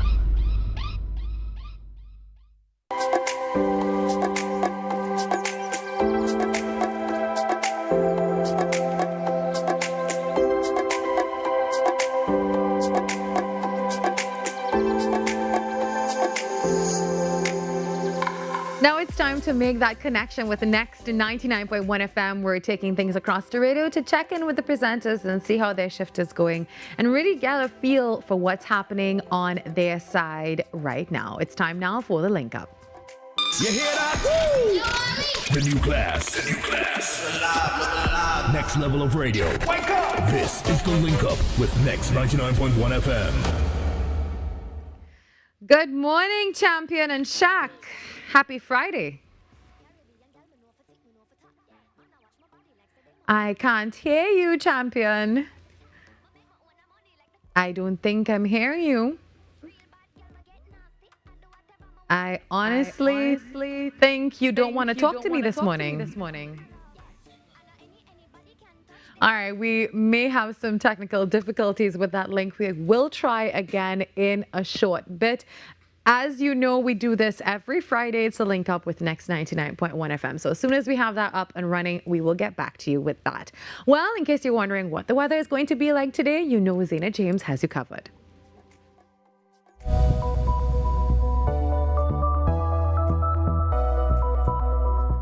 Zaina James here with your weather update. On Friday, mostly sunny, breezy, and slightly hazy skies will push across both islands as dry conditions continue to dominate the atmosphere. Those sensitive to reduced air quality are advised to take the necessary precautions. There is still the possibility for a few brief showers, mainly over southern Trinidad, but no significant rainfall is expected. Temperatures will, however, continue to feel warm throughout the day, nearing the mid-30s. When it comes to our seas, moderate conditions are expected, with wave heights near 2 meters in open waters and near 1 meter in sheltered areas.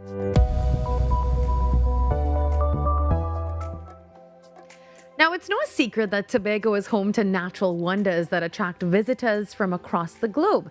In this week's I Love Tobago segment, one author is using storytelling to introduce children to the island's natural treasures while inspiring a deeper appreciation of the environment. It's no secret that Tobago is home to natural wonders that attract visitors from across the globe. In this week's I Love Tobago segment, one author is using storytelling to introduce children to the island's natural treasures while inspiring a deeper appreciation of the environment. Tobago Princess gently slowed, and the captain announced that they would soon enter the coral gardens and the Buku Reef. Liam stared in amazement as the glass-bottom boat quietly glided on. He saw clusters of common star or potato corals covering miles of the ocean bed. A sneak peek into Mrs. Liana Alexander's publication, which tells the story of a boy who explores one of Tobago's natural treasures, the Buku Reef. Author and self-publisher Liana Alexander said after moving to Tobago at the age of 7, she quickly fell in love with the island's natural beauty. Walking home from school and stuff like that, and I always felt amazed at what Tobago had to offer. So now as an adult and an educator, I'm able to see the landscape that would have changed over the years. And I said, you know what? Children need to know about this. They need to know about Tobago and experience it. And one of the ways I thought of doing that was through books. Mrs. Alexander then embarked on a mission to create storybooks. A Trip to the Buku Reef is the first in a series of children's books under the theme Tobago Treasure Trips. The inspiration for the book's design came from her experiences as both a mother and a teacher. I've been teaching for the past 24 to 25 years. Firstly as an early childhood educator and then as a special educator.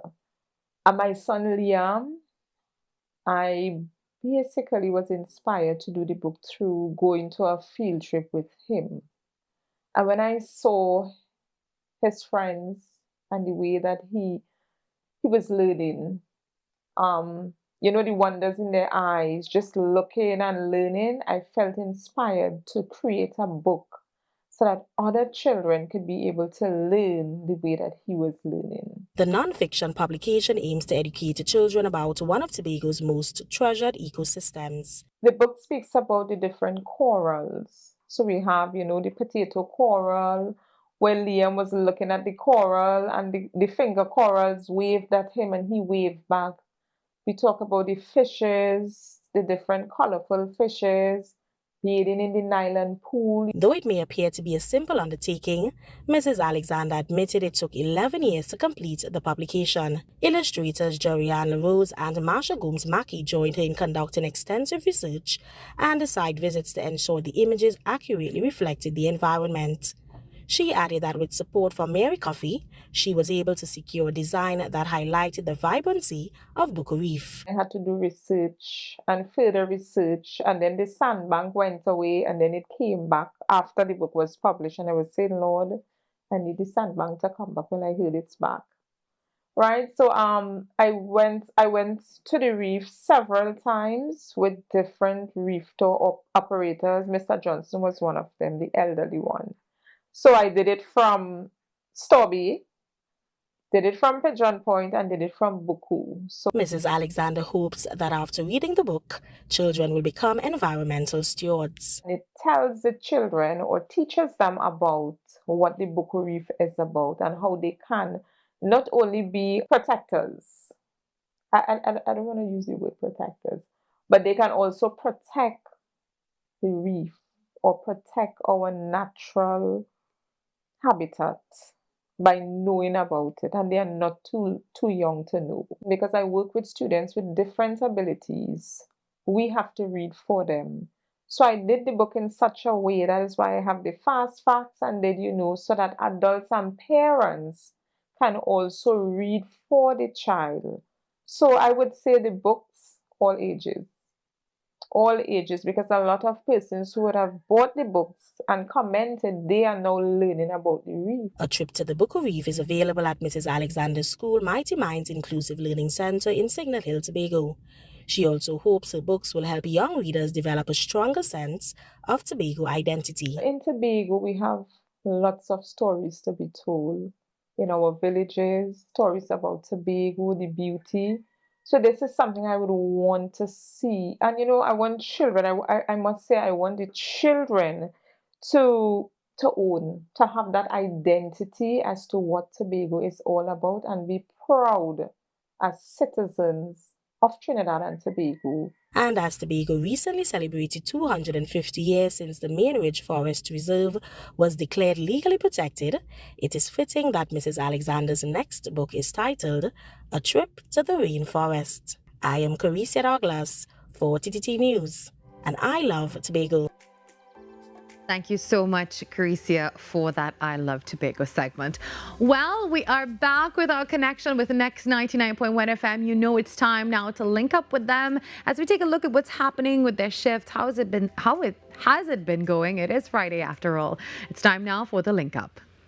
You hear that? Woo! The new class. Next level of radio. Wake up! This is the link up with Next 99.1 FM. Good morning, Next 99. 5 calories, pure energy. Nirvana. Hi, good morning, Virmala. How you doing? You hear me? I'm doing good. I'm glad we got that sorted out. It's good to see you in the hot seat today. I am, of course, Fro Hammer is here as well. He's joining us from Orlando online. And Shaq is here as well. Shaq, say good morning.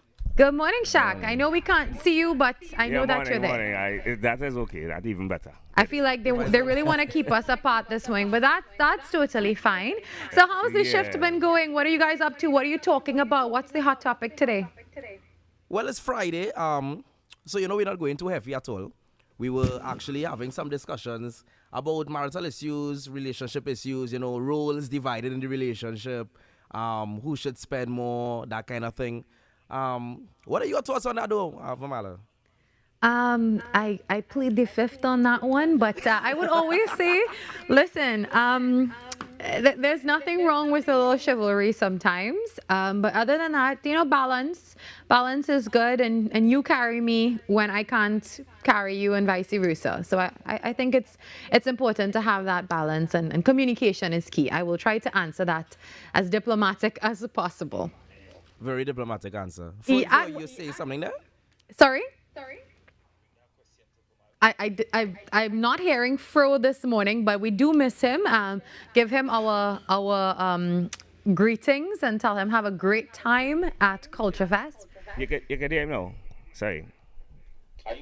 Fro, I can barely hear you, Fro, but feel free, champion, to let me know what Fro is saying. Of course. Okay, I'm just sending my love. He's sending his love. Well, Fro, we miss you. We could have all been there. We could have been broadcasting from Orlando, Fro. You should have taken us with you. Wow. Now, it's a little bit hard to hear, Fro, but I can only imagine he's saying, yes, come and join me at any point in time, all of you. He's sending us tickets, I believe. First-class ticket, and Virmala, it's all yours. Yes, he's posting me a ticket. Well, very good. Thank you for that. Well, champion, before we go, tell us what's your favorite song this week? My favorite song of this week definitely would have to be the Kess on the Hill and Gully Rhythm. Oh, okay. I don't think I've heard that one yet, so I really need to catch up with my music. It's just been a lot of news and less music. What about Shaq? Find out from Shaq what is his song for this. My this favorite week. song,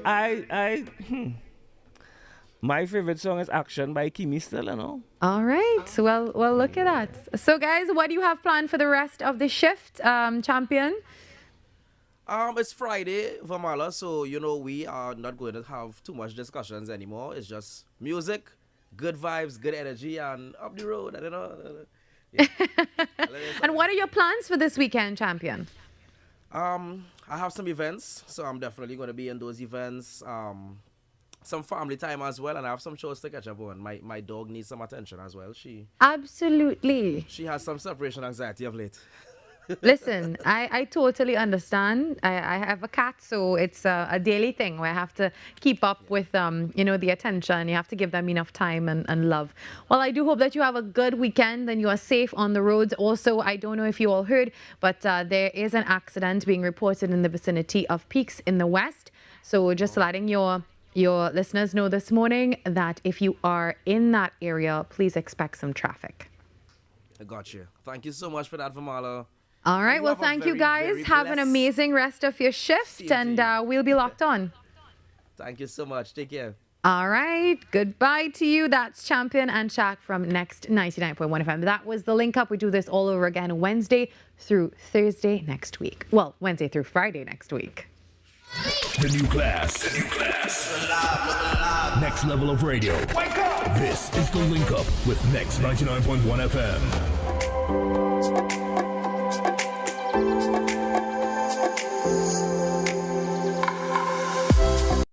The Mother Church of the Anglican Diocese suffered significant damage during the earthquake of 2018. Efforts are underway to raise funds to restore this national heritage site. You are invited to make your donations with monthly deposits at any branch of the First Citizens Bank, account number 2696950, Marval Road Branch, in the name of the Incorporated Trustees of the Anglican Holy Trinity Cathedral Restoration. सबको मालूम है जहांगीर की रखेल है हमारी बाप की उम्र का होगा कम से कम अरे बाप है वो इस घर में मैं बच्चों की तरह पला हूँ समझी घर में तो कुत्ते भी पाले जाते हैं मियाँ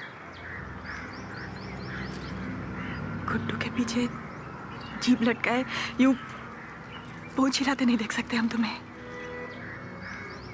किसी एक को मानना होगा तुम्हें हम या Jahangir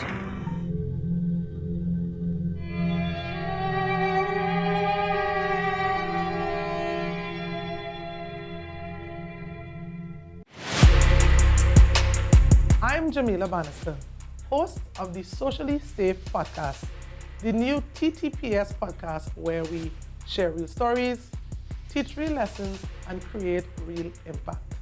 From online safety and youth crime to community policing and personal responsibility, we go beyond the headlines and talk about what's happening in our communities with the officers and experts who are on the front lines. Because safety starts with awareness, conversation, and action. Tune in to the Socially Safe podcast on the TTPS YouTube channel, listen on Apple Podcasts, and on Spotify. Don't miss it. Watch on TTT, Mondays, 6 p.m., Tuesdays, 1:10 p.m. Ever wondered what happens before the lights come on? Before the crowd pours in? Before the magic hits the stage? This is your all-access pass. Sneak Peek with Junior K takes you behind the scenes of the biggest cultural moments and the hottest events across TNT. From the sound checks to the stage setups, from final rehearsals to exclusive interviews. If it's about to be big, we're already there. Catch Sneak Peek airing daily on TTT and relive every moment on all our social media platforms. Sneak Peek with Junior K, where the story starts before the spotlight.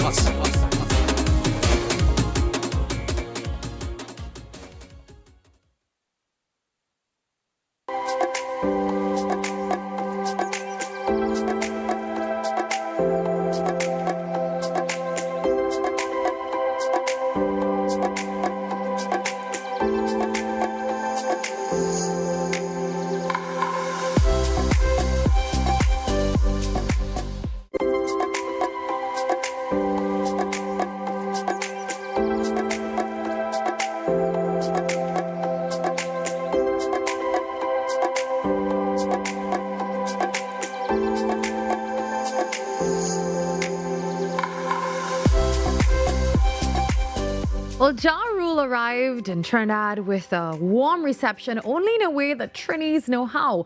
And we even saw Ja Rule show off his skills as well. Well, that's something to see, and everyone was so excited about this concert. And Ashanti surprised guests at the R&B Festival on Saturday night with a special guest.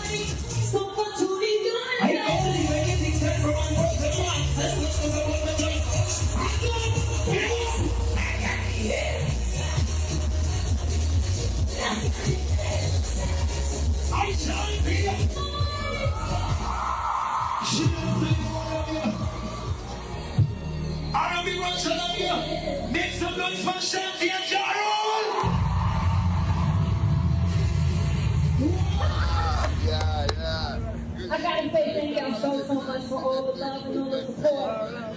I gotta say. The Voice graced the stage with that Grammy Award-winning artist with an explosive performance. And you know, everyone enjoyed that. This was viral on social media. Definitely some Trini pride there, and it just goes to show when artists come to our shows how much they really enjoy our culture. Also a great way to, you know, warm up your Friday. The time now 7:56. It's about 4 minutes before the top of the hour. Gonna leave you with some interesting facts. A new study is saying that a simple apple picking video game may help doctors actually detect depression in just 3 minutes. So that's something you can talk about when you head to work this morning or when you're gathering this weekend. And this was actually published just a few days ago in the Proceedings of the National Academy of Sciences. And it basically focuses on identifying anhedonia, a symptom of a major depressive order where people lose interest or pleasure in activities that they usually enjoy. So this is really, really interesting this morning. And in this game, players actually collect apples from digital trees, but each tree produces fewer apples over time. So you can check that out, and it's a really nice talking point for you today as you head into your Friday. While we get ready to do this all over again on Monday, we got a good weekend ahead of us. Get some rest and see where we do this all over again on Monday 6 to 8. Thanks to everyone on the team. We'll see you on Monday. Bye-bye.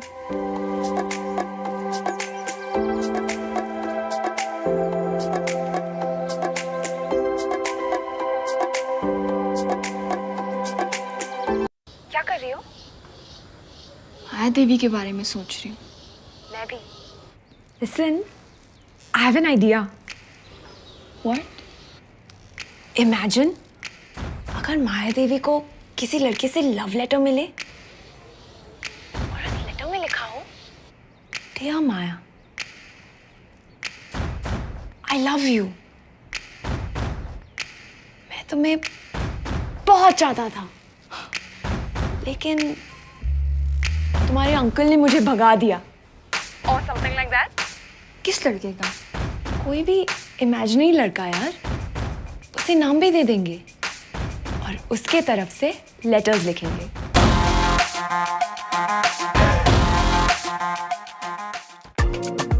What if possibility was only the beginning?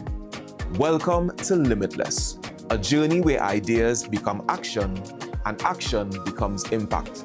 From breaking barriers and challenging misconceptions to designing with dignity and driving innovation with heart. This series explores how inclusion is moving from concept to community in Trinidad and Tobago. Across each episode, we meet the change makers and everyday leaders turning challenges into opportunity, building real solutions that change real lives, from possibility to impact. This is Limitless.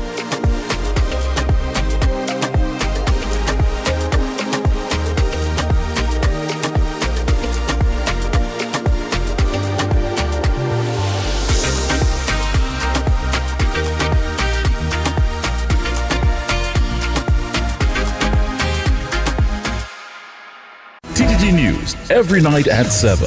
TTT News, committed, accurate, relevant.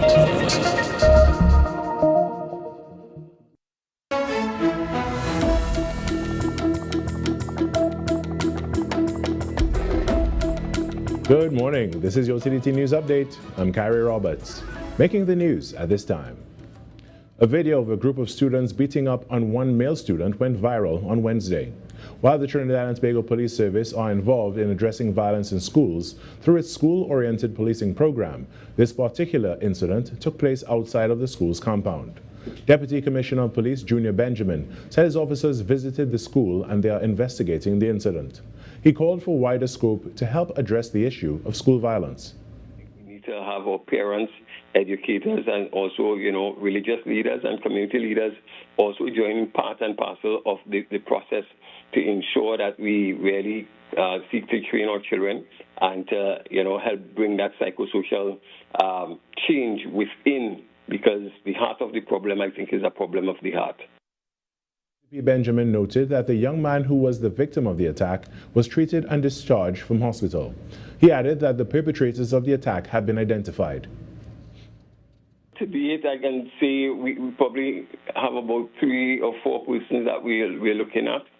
We visited the school, again, seeking to, really understand what has happened and what are the measures that are being put in place. I am quite aware that under the Ministry of Education, there is that the National School of Conduct, the National Code of Conduct that was given out by the minister recently.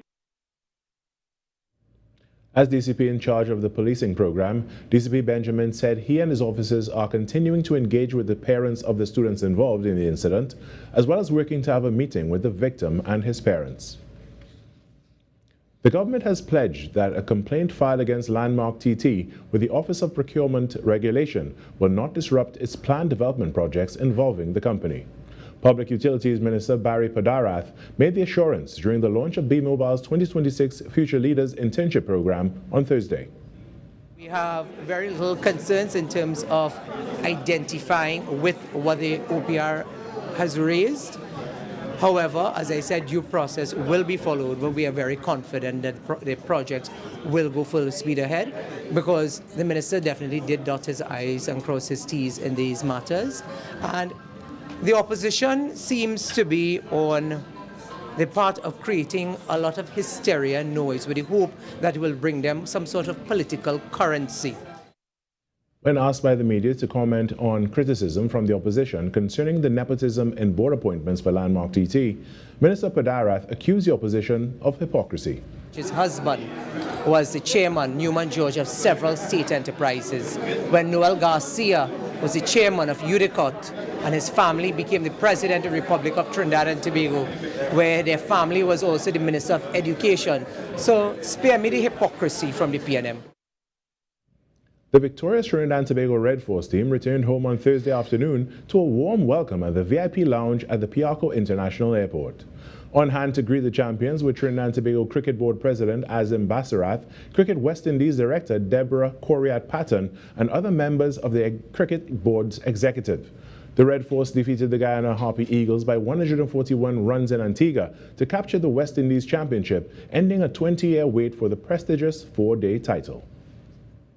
And that was your TTT News Update. I'm Kyrie Roberts. From all of us here, have a great day.